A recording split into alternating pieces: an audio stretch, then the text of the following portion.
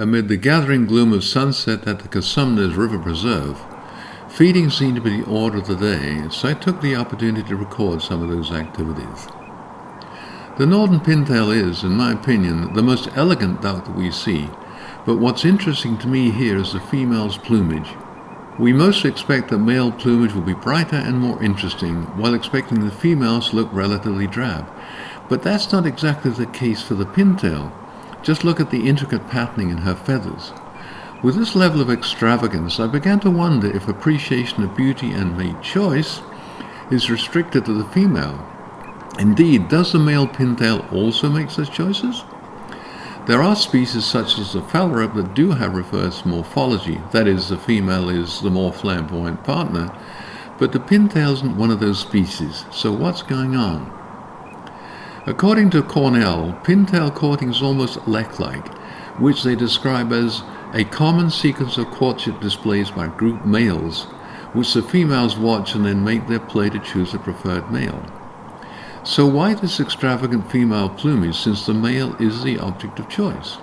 Well, my hypothesis is that the females use plumage to effectively compete amongst themselves to be at the front of the line for male selection.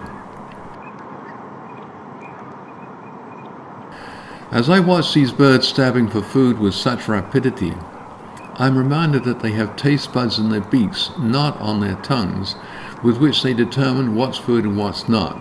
While we have thousands of taste buds, they have them in the low hundreds, but they make what seem to me to be almost instantaneous decisions about whether something is food or not. Given that, they don't seem to have the interest in, or the ability to, savor food as we do. I do think that our lives will be greatly diminished if we couldn't take the time to savor our food.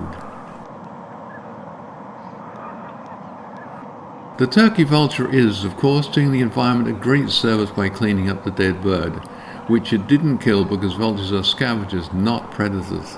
The bird must be fresh since vultures don't like decayed flesh. And it was interesting in that context that when we were along the McCullum River by the fish hatchery, there were several smelly salmon carcasses, but despite around 100 vultures in the air, not one was interested in the salmon, which were obviously past their best.